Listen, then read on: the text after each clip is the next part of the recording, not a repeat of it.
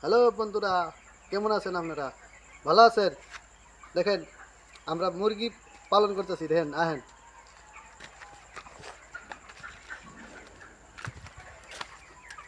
দেখেন, এই যে এটা 40 দিন আমরা পালন। এটা এখন 25 দিন হয়েছে, 15 দিন পরে দুইটা রাখুন।